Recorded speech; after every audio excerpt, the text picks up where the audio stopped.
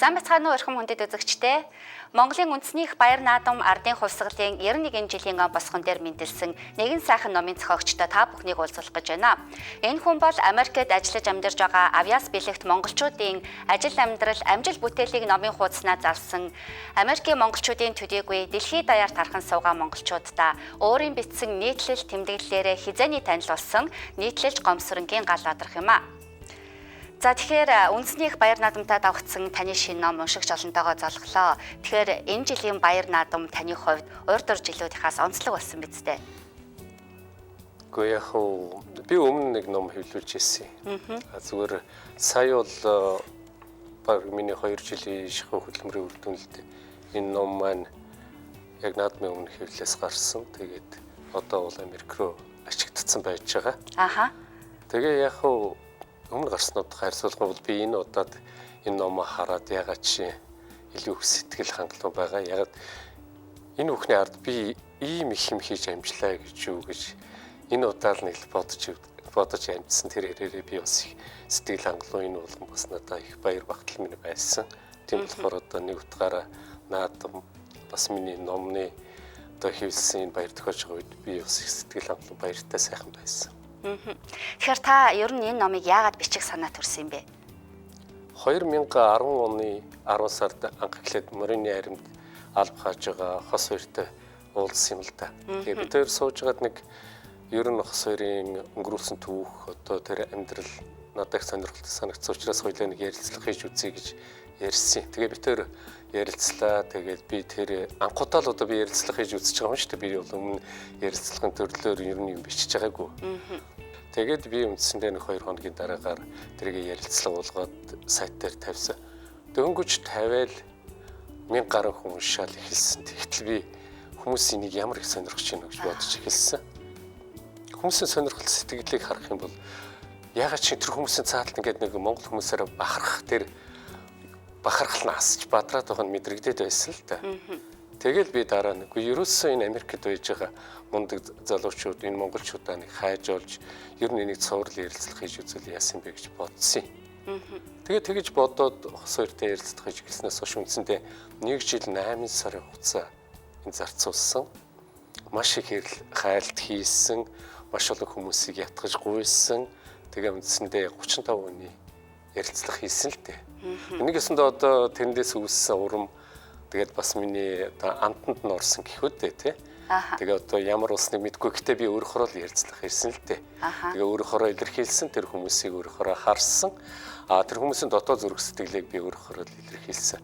Тийм болохоор энэ бол яг үндэ миний цэвэр оюуны бүтээл бас ярилцлагын хувьд одоо миний хамгийн анхны том туршилтууд байлаа л да.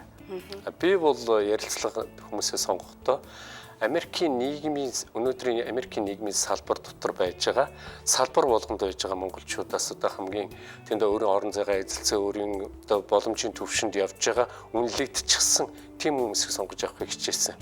Өөрөөр хэлбэл Америкийн нийгэмд монголчууд ингэж үнэлэгдэнэ гэдэг чинь дэлхийн хэмжээнд хүлээн зөвшөөрөгдсөн тийм мэргэжилтнүүд бий болсон гэсэн үг. Нөгөө талаас аль болох салбар болгоноос оруулахыг хичээсэн л дээ.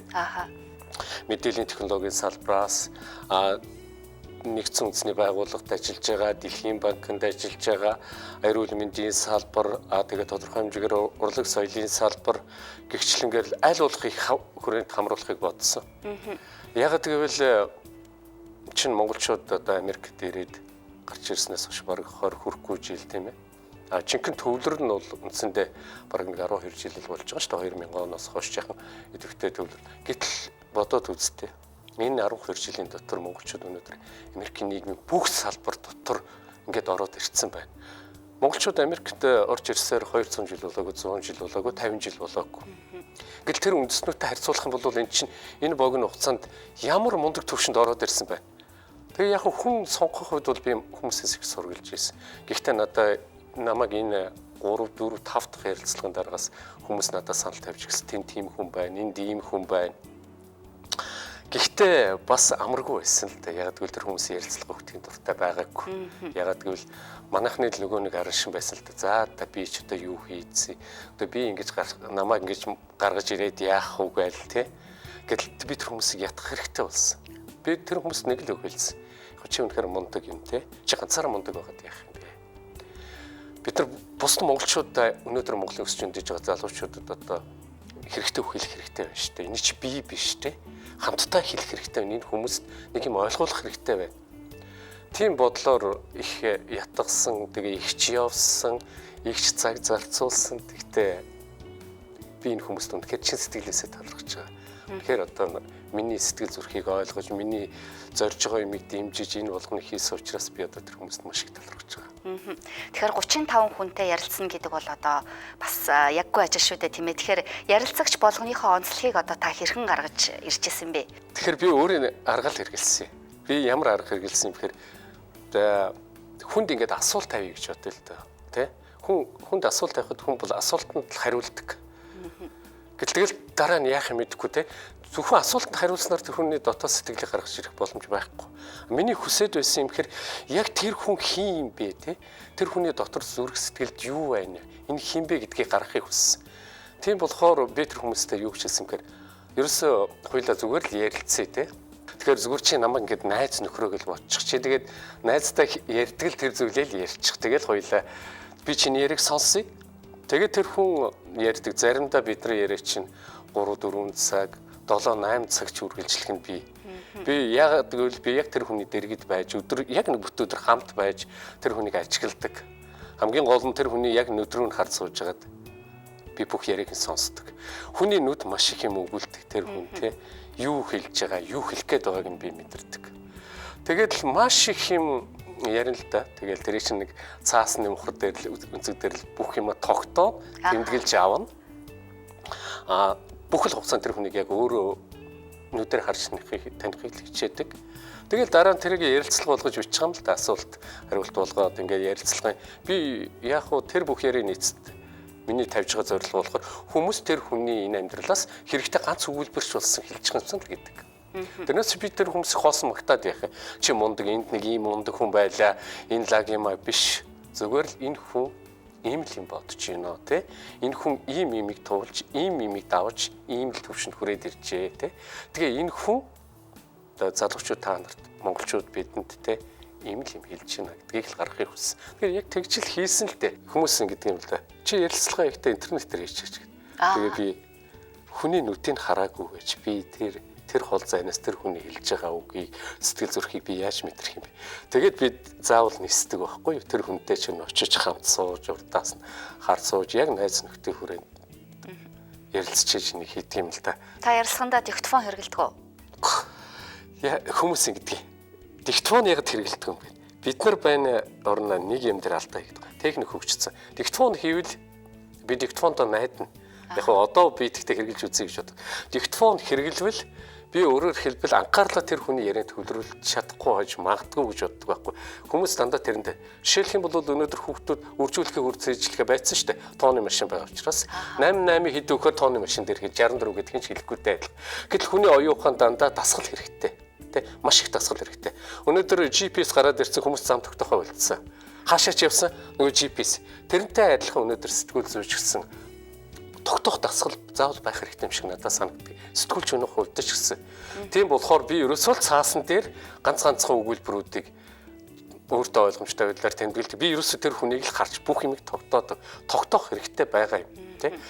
Тэгээд дараа нь тэрийг сэргээ санахад би диктофоноос илүү хүний ярианаас илүү тухайн хүний характер тэр ярьж исэн төрхтэй тэр хүний магадгүй нүдэнд нь цэлгэнжсэн нулимс санаа алдчихсан тэр санаа алдалт те эсвэл одоо баярлж гисэн тэр очийг бас эргэж санддаг. Тэр үгээрээ бас өөрлөлтөө. Тэгэхээр та энэ 35 залуучуудаа асаа очиж ярилцлага авахын тулд Америкийн нэгдсэн улсын маш олон мужаар явсан байгаа тийм ээ. Тэгэхээр яг хичнээн мужаар явсан бэ? Явж явах үед ч одоо ямар саад бэрхшээл тохиолдож байна?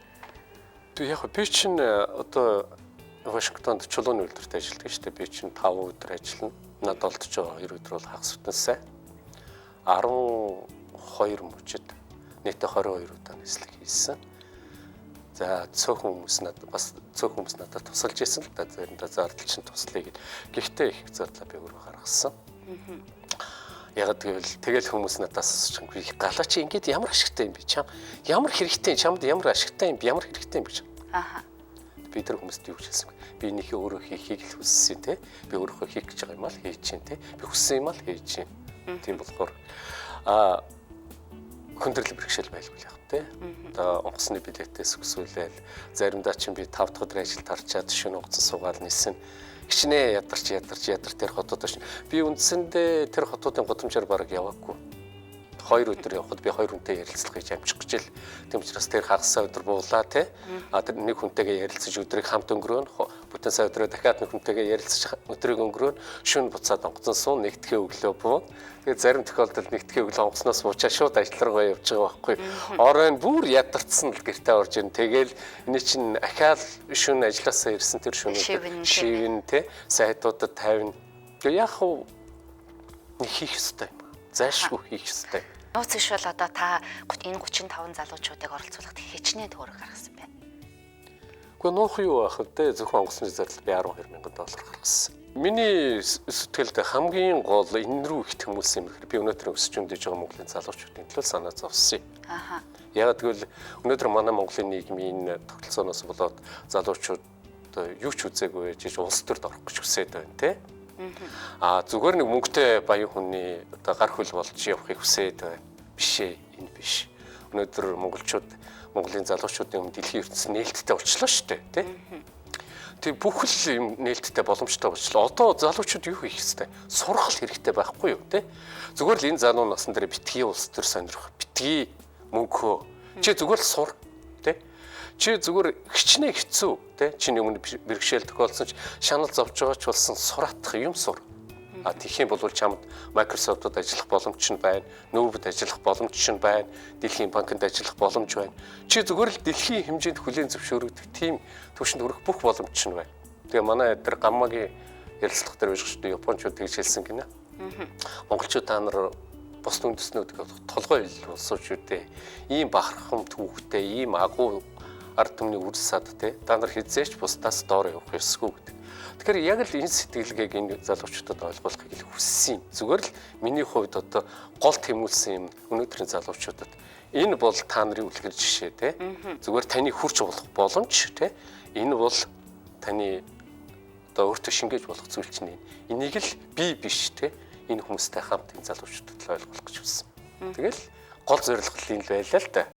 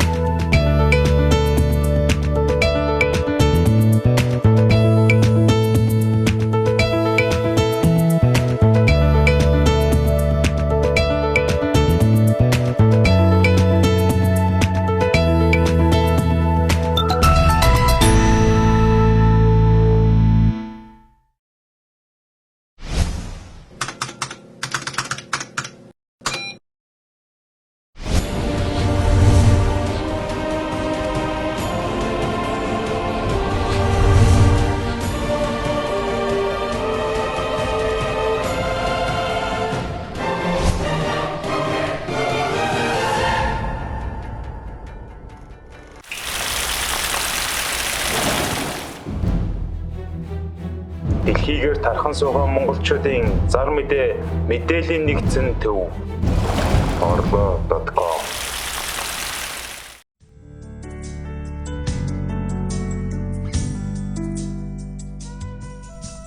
Монгол Улсын соёлын гавьяа цэцгэлтэн Монголын үндэсний олон нийтийн телевизийн алдан үеийн нэвтрүүлэгч Бямбагийн нэг л дотн яруу найргийн цамаг худалдаанд гарлаа. Болор цамын эзэн яруу найрагч Бадарчин 9 эрдмийн орон, Дорнын их яруу найрагч Явуу Гулангийн тэхийн зогсоол зэрэг ард түмний сайн мэдэх 16 шүлэг найраглал түүний цамагт оржээ.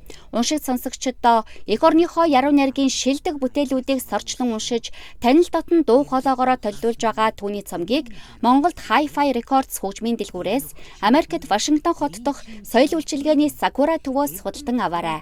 Вашингтон хот дахь утасны дугаар 571 970 1094. Ижитэйгэн байхад би баян байсан.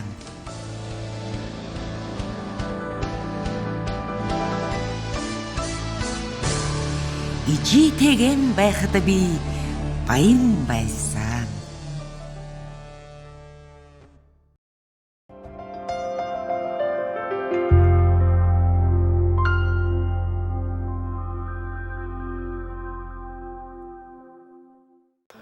Би хүн болгонтой ярьсны дараагаар маш их сэтгэл үеиг болдог. Өөр ирэхгүй бахархдаг тий. Үгүй ямар сайхан байна.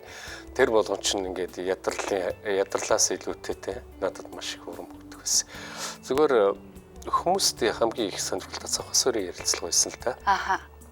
Хос хоёр өөрөө Иракийн танд оролцож ирсэн учраас хос хоёрын тэр дантай холбоотой хэсэг яагаад ч юм би өөр ингээд ямар ч ярилцлагаас олж харж байгаагүй тийм үгүүдийг хос хоёр хэлжсэн л да.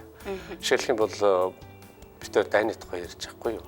Тэгээд чи яг би ирээд дайн үтсний хувьд ямар чам дайн ямар санагдав хос хоёр надад ингэж байгаа.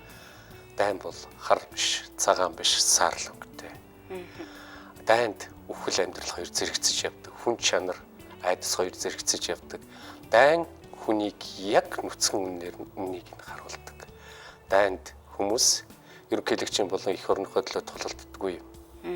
Дайнд хүн буудалцж байхдаа хажууд хүнтэйгээ хамт битээр цогтаал амьд харих юм шүү гэж боддог. Тэгээд би яг тэр үгийг сонсож байгаа. Нөгөө бидний нэг олон жилийн нэг эх орны төлөө тэ хайрт удирдагчийн төлөө ч гэдэг юм үү. Тэрнээс шал өөр сонсогдсон. Бас хоёр ч бас өөрөө их бие даачсан. Их юм үдсэн хэрээрээ бас их задарсан залуу байсан. Тэр их хүмүүсийн сонирхлыг маш их татсан. Өөрөөр хэлбэл миний ярилцлагыг урагшин хөтөлж авч явсан бол хамгийн ихний ярилцлага хос хоёрын ярилцлага. Тэгэхээр таны ном мэдээж хос хоёрын ярилцлагаар эхэлсэн биз дээ тийм ээ. Өөр ямар сонирхолтой сайхан хүмүүсийн ярилцлага байна. Их олон хүмүүс би Microsoft-ийн батлууцгийн ярилцлага байна. Бас Лас Вегастайгаа Эрдэнэ чимэг он шоуны багшаар ажиллаж байгаа Эрдэнэ чимгийн Солонгой эмчийн ярилцлага байна. Охиных нь те. Сүүлд нь би нэг хоёр юг онцолж оруулсан юм а. Нэг оюутны төлөө оруулсан. Дэнүрээс амар уйсгалангийн амарчин гээд. Тэгээд энэ ном дээр болохоор хүн болгоны тэр онцлог хэлсэн үг болгоныг ингээд ишлэл болгоод оруулсан байхгүй юу? Манай редакторууд тэгээд тусна. Тийм болохоор хүн болгоны хэлс одоо ярилцлага дотор байж байгаа бас хүнд хэрэгтэй тэр онцлог хэллэг үгнүүд нь цөмөрөө ингээд номд бас тусдна гэж шигтгээ болгож оруулсан. Энийг манай номыг редакторсан Номын чимд анд маань энийг хэлсэн юм. Тэгээ бас Номын чимд анд маань энийг редакторсан. Үнэхээр өөрийнхөө сэтгэлээр хандсан маш гоё хийсэн байсан.